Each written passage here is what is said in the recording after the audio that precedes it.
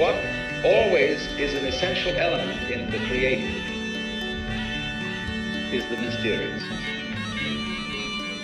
the dark. It's like the black in night, the impenetrable, and yet the profound depth out of which glorious things come, but nobody can see why.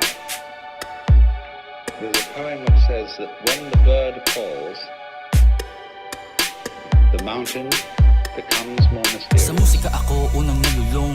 Sa kwarto maghapong nagpapatugtog, nagkukulong. Akala ng ibabaliw kasi mag-isang bumubulong.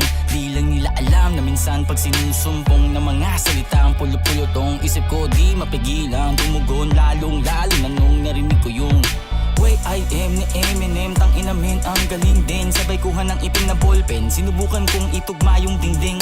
Sa tingting, ganun din.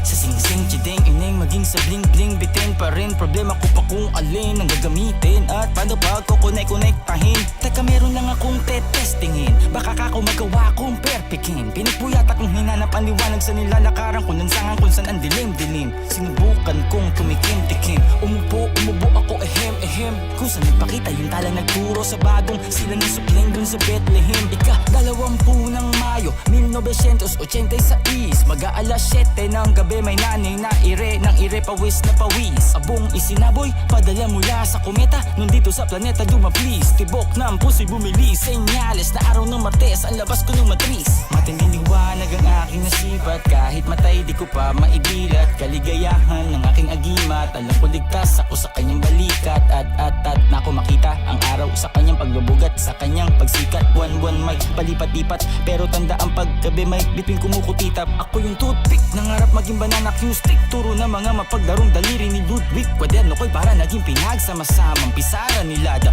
Vinci at Euclid. Marami-raming punit, inaral ko ilang ulit, ngunit di ko nagawang maging biyasa sa pagguhit. Di ko namamalayang may mga larawang maipipinta sa tala-tala-talatrang aking naiukit. Gusto mo ba ng kakaibang romansa?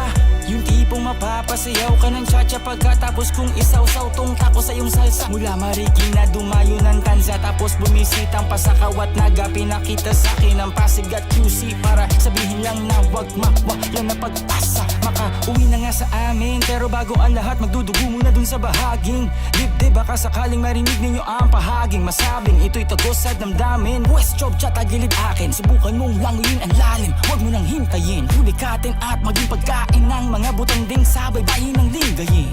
Naisip ko sa kanto, sinulat ko sa banyo, pangarap ko lang marinig sa radyo.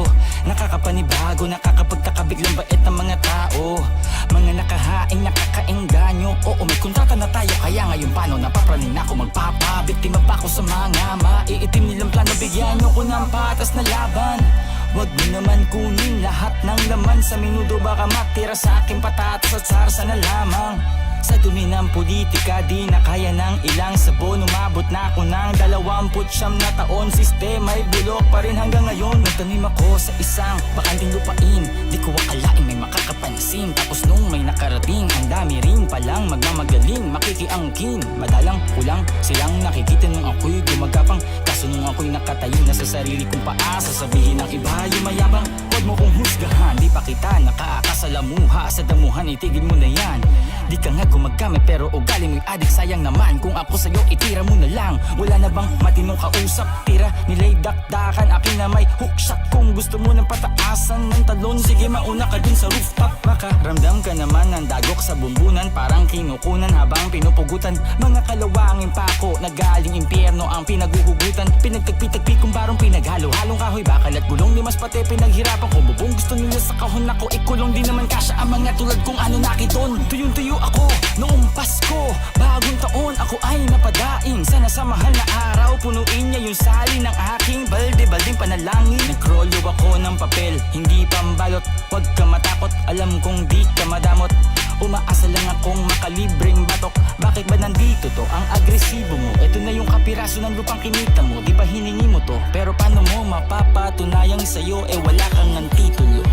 Kung ipagpapatuloy ko to, butin tayo ng umaga. Humanda ka, makukuha ko rin naman yung dapat ay sa akin. Parating na yung mana.